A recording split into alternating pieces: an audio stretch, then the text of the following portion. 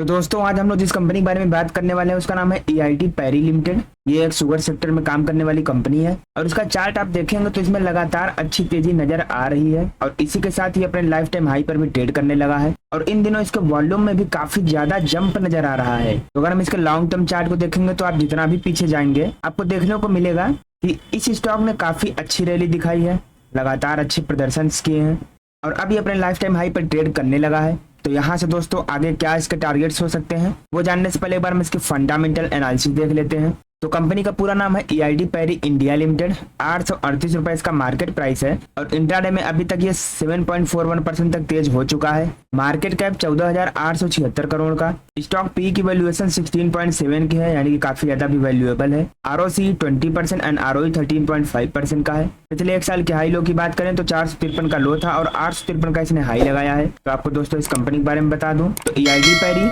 Sugar, nutraceuticals and ethanol के production में काम करती है और इसका एक सिग्निफिकेंट प्रेजेंस है फार्म इनपुट बिजनेस में, जिसमें आपका बायोपेस्टिसाइड्स हुआ through its subsidiary Coromandel International Limited. ये दोस्तों पिछले एक साल का इसका चार्ट है। आपको देखने को मिलेगा यहाँ पर जो तेजी है वो काफी धीरे धीरे ही सही लेकिन एक शानदार तेजी नजर आ रही है, यानी कि इसमें लगातार अप ट्रेंड नजर आ रहा है। तो इस कंपनी के अगर हम प्रोज एंड कॉन्स की बात करते हैं तो अच्छी बात है कि कंपनी ने पिछले 5 सालों में 41.2% के सीएजीआर से प्रॉफिट ग्रोथ दिया है। वहीं पर इसके कॉन्स की बात करें तो ऐसा कुछ यहाँ पर नजर आ नहीं रहा है। कंपनी के पीयर कंपैरिजन की बात करें तो शुगर सेक्टर में शुगर इंडस्ट्री में काम करती है, जिसमें आपका ईआईडी पैरी तो नंबर 1 पर है ही, साथ में आपका श्री रेणुका हो गया, बलरामपुर चीनी, त्रिवेणी इंजीनियरिंग, बजाज हिंदुस्तान, पन्नारी अम्बान शुगर, डालमिया भारत जैसी और भी कंपनियां हैं। तो अगर हम कंपनी के क्वार्टरली रिजल्ट्स की बात करते हैं तो इसका जो सेल्स ग्रोथ है वो मार्च 2021 में 3,877 करोड़ का था, मार्च 2022 में 5,666 करोड़, मार्च 2023 में 6,860 करोड़ और मार्च 2024 में 5,557 करोड़ का रहा।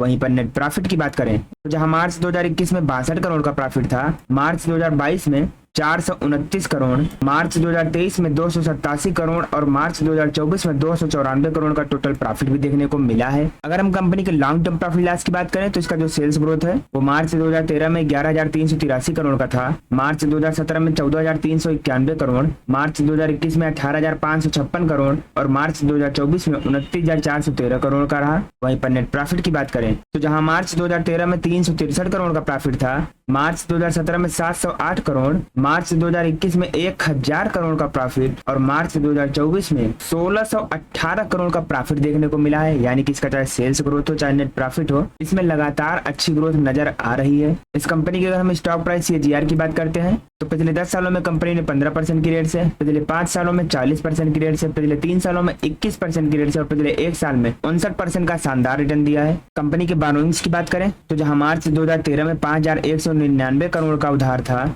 मार्च 2017 में 3,923 करोड़, मार्च 2021 में 1,229 करोड़ और मार्च 2024 में 1,740 करोड़ का उधार है। वहीं पर टोटल एसेट की बात करें तो जहां मार्च 2013 में 12,433 करोड़ का एसेट था, मार्च 2017 में 13,364 करोड़, मार्च 2021 में 13,257 करोड़ और मार्च 2024 में 21,487 करोड़ का एसेट है, जिसकी तुलना में जो ये लोन है ये अभी भी मैनेजेबल है, यानी कि अभी भी इसको कंट्रोल किया जा सकता है। तो ईआईडी पैरी की अगर हम शेयर होल्डिंग पैटर्न की बात करते हैं तो प्रमोटर्स की हिस्सेदारी जहां सितंबर 2021 में 44.68% थी, सितंबर 2022 में 44.56%, सितंबर 2023 में 44.52%, वहीं पर जून 2024 में 42.24% की हो गई है। यानी कि यहाँ पर प्रमोटर्स ने थोड़ा सा पोजीशन कम किया है अपना। एफआईआईज की बात करें तो 7.81% से बढ़कर 10.22% हो गए हैं। डीआईआईज की होल्डिंग 4.40% से बढ़कर 12.45% हो गई है और पब्लिक की होल्डिंग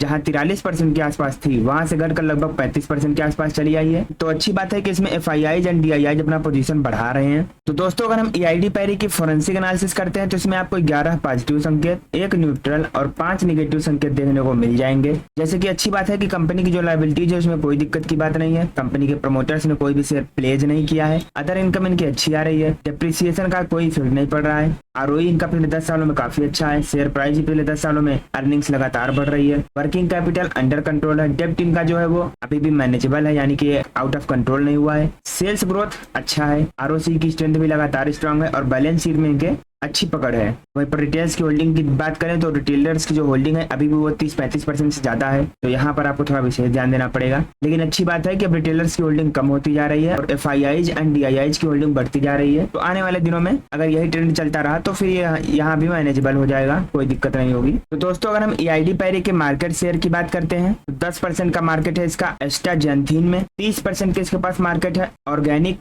स्पिरुलिना में, 15.80% का इसके पास मार्केट है फॉस्फेटिक फर्टिलाइजर्स में। तो अगर हम कंपनी के रेवेन्यू की बात करते हैं तो इसका जो प्रोडक्ट है nutrient and allied businesses around 60%, sugar 23.3%, crop protection 10.1% and distillery 4%। Product wise अगर हम ब्रेकअप करें न्यूट्रास्यूटिकल्स में तो prostate health around 55.2%, joint health 25.1%, greens 19.7%। Location wise breakup करें तो इंडिया से अराउंड 80% का बिजनेस होता है, बाकी का रेस्ट ऑफ द वर्ल्ड से। डिस्ट्रीब्यूशन चैनल की बात करें तो institutional sales around 59%, retail sales 18% and 23% others. Operating profit का ब्रेकअप करते हैं तो न्यूट्रिएंट एंड अलाइड वाले बिजनेस से अराउंड 50.8% का प्रॉफिट आता है, शुगर के बिजनेस से 30.6% का, क्रॉप प्रोटेक्शन 12.7% एंड न्यूट्रास्यूटिकल्स 3.2%। इनके एसेट का अगर हम ब्रेकअप करते हैं सेगमेंट वाइज तो इंडिया में ही इनका सबसे ज्यादा एसेट है, लगभग देखा जाए तो लगभग सारा का सारा एसेट इंडिया में ही है। तो अगर हम इनके एसेट का ब्रेकअप करते हैं तो nutrient and allied businesses around 48%, distillery 3.6%, crop protection 8.2% and sugar 17.1% and 20% others. तो दोस्तों अगर हम इस कंपनी के कस्टमर्स की बात करते हैं तो उस लिस्ट में आपका कैडबरी एंड पेप्सिको हो गया। तो कैडबरी एंड पेप्सिको इसके जो है वो दोनों बड़े कस्टमर्स हैं, बाकी छोटे मोटे ढेर सारे और भी हैं। अब दोस्तों हम इसके चार्ट पर वापस आ चुके हैं, इसके चार्ट की चर्चा हमने पहले भी कर ली है। तो अब हम इसके टारगेट की बात कर लेते हैं। तो जैसा कि आप देख पा रहे हैं कि इसमें इन दिनों वॉल्यूम भी नजर आ रहा है, यानी कि इस स्टॉक में स्ट्रेंथ बनी हुई है। तो यहाँ से चलने के बाद दोस्तों इसका जो आने वाला समय में टारगेट है वो कम से कम 950 का लेवल दिख रहा है, और अगर ये इस लेवल को भी ब्रेकआउट करता है तो जल्द ही ये 1050 वाले लेवल पर भी ट्रेड करता नजर आ सकता है। तो दोस्तों इस कंपनी की एनालिसिस कैसे लगी कमेंट में जरूर बताइएगा, और वीडियो के लास्ट में जय श्री राम लिखना मत भूलिएगा।